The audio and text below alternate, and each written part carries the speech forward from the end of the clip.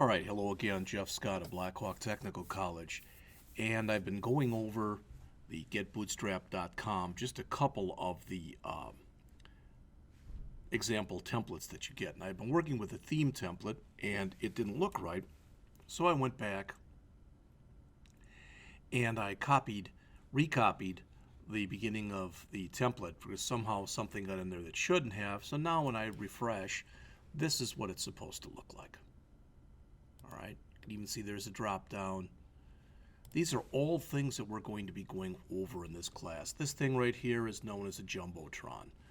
Here's some of the different kinds of buttons that you can make.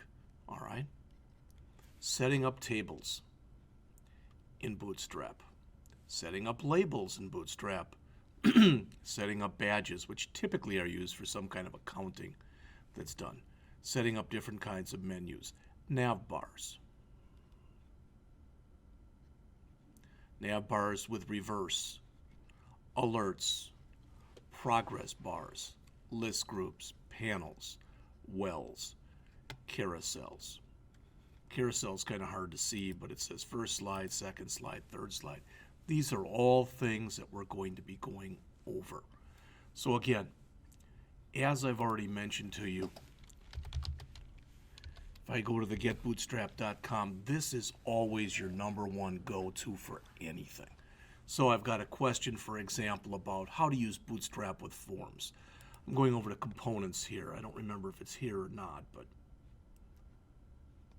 and of course it doesn't look like it. So I'm going to try CSS.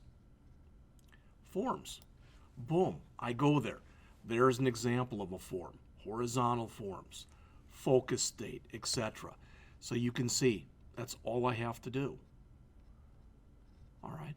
So we're going to be doing more and more of this as we go on.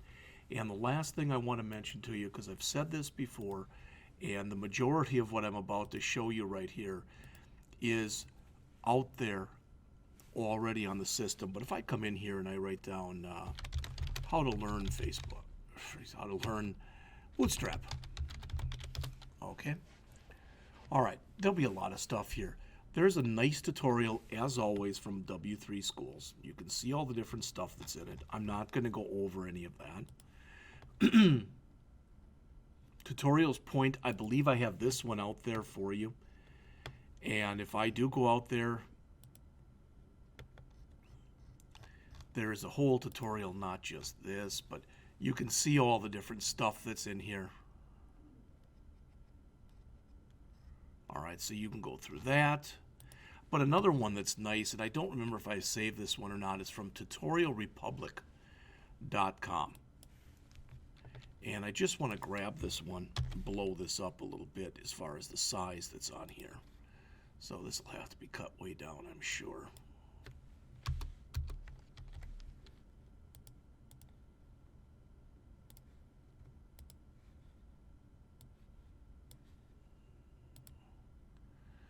Maybe 20 will do it. There you go. So that's, as you can see here, that's at http://www.tutorialrepublic.com/twitter-bootstrap-tutorial. All right. And as always, these are all written in a very similar type of way. All right. So what we're going to do in just a couple minutes then is, and I'm going to save this. I'll make sure that I do. Everything that I do in here, I want to try to remember to save. But what I'm going to do is I'm going to go out here, and as I have been doing, I'm going to go out to Vital Source, which is the old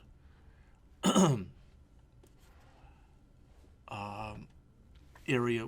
It's the area that I go to for my book stuff. And there's Bootstrap.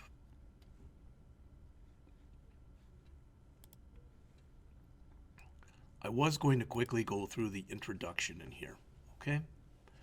Here's the author's definition of what Bootstrap is. I'm not going to read it to you. You can all see it. All right? It is a framework. It's designed for things to be responsive. You're going to see that from the get-go. All right. Bootstrap used to be called Twitter Bootstrap because it was released about 5 or 6 years ago by two gentlemen who were working for Twitter, and they decided that when it was going to be released, it would be released as open source. Again, the idea is it makes a complex site easy to do. Now, as you're learning it, you may or may not agree that it makes it easy to do, but it really does. There's a lot of stuff that gets provided for you by default, which is nice. Again, the book is written and based in 24 lessons, which the author calls hours. If you're not familiar with the SAM series, the 24-hour series like this, it is presented, as it says there, in 24 lessons, which each is designed to take around an hour to finish. Now, the first couple that we go through are not going to take nearly that long. Some may end up taking more than an hour. We've already heard that the book was broken up into 4 parts. Part 1, as it says, it introduces you to Bootstrap and what a web framework is, how to install Bootstrap, etc., although we've already gone through some of that stuff. Part 2, how to use CSS styles and components. Part 3, how to use JavaScript styles, or not styles, but components or plugins. And Part 4, how you can do customization. All right. At the end of each chapter are quizzes and exercises. Again, this is the author's site, as I already mentioned to you.